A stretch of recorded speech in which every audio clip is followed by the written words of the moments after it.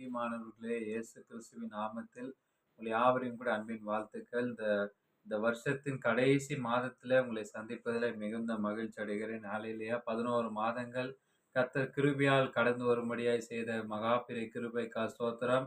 இந்த டிசம்பர் மாதத்துல உங்களை சந்திப்பதில் நாங்கள் மிகுந்த மகிழ்ச்சி அடைகிறேன். கர்த்தர் இந்த டிசம்பர் மாதத்தினுடைய வாக்குத்தத்தம் என்ன தலைப்பு என்று சொன்னால், தேவன் சரியான நேரத்தை பயன்படுத்துகிறார். எடுத்து வாசிப்போம். கலாத்தியர் 4ஆம் அதிகாரம் 5ஆம் வசனத்தில் இப்படிதான் வேத வசனம் சொல்லுகிறது, வாசிக்கிறேன்.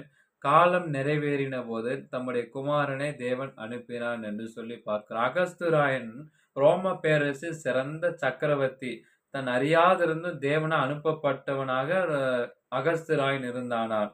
பிறப்பித்த கட்டளையானது பெத்லகேமின் ராஜா பிறப்பினுடைய அந்த தரிசனம் நிறைவேற போகும் சூழ்நிலை உருவாக்கியது என்று சொல்லி மீகா 5ஆம் அதிகாரம் 1-2 இந்த மகா சக்கரவர்த்தியின் காலம் அவனுடைய ஆட்சியினுடைய சமாதான காலமா இருந்தபடியினால் தேவன் சமாதான பிரபுவை எழுப்பினார் என்று ஏசாயா 9:6 அந்த நாட்கள்ல குறிப்பிட்ட நேரத்துல மரியாளை பெத்லகேமுக்கு கொண்டு வருவார், அவர் தன்னுடைய பாலகனை அங்கே பெற்றெடுப்பாள் என்று சொல்லி தேவ திட்டத்தை நிறைவேற்ற போகிறான் என்று சொல்லி அகஸ்தராயனுக்கு சற்றும் தெரியாது.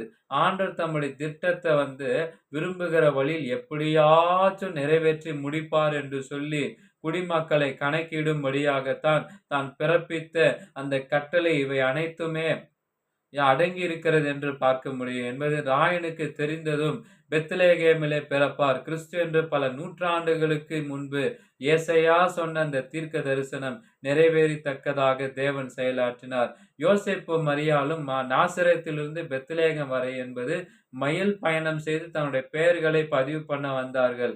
அதற்கு சில நாட்கள் அவர்கள் பெத்லகேம்ல இருக்க வேண்டும். சில நாட்கள் மட்டுமே குழந்தை கிறிஸ்து பிறப்பதற்கு தகுந்த நேரமா இருக்கிறது.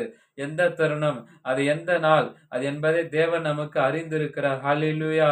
அவர்கள் எப்போதும் அங்கே இருக்க வேண்டும் சொல்லுகிறார்.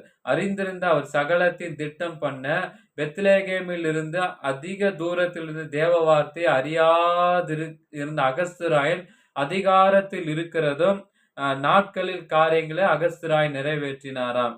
அன்பானவர்களே, நாம் உற்சாகம் பெறுவோம். நம்முடைய வாழ்வில் எதுவுமே தற்செயலாக எதுவுமே நடக்காது. ஏனென்று சொன்னால் எல்லாவற்றின் மேல் அவைகள் நடக்கும் காரியங்கள் மேலும் அந்த கர்த்தர் உங்கள் மத்தியில் இருக்க விரும்புகிறார். அவர் தவறு செய்வதே இல்லை. அவர் தம்முடைய இருதயத்தில் வைத்திருப்பது அனைத்தும் நமக்கு நன்மைக்கு ஏதுவானவைகள் என்று சொல்லி வாசிக்கிறோம். ஆமென்.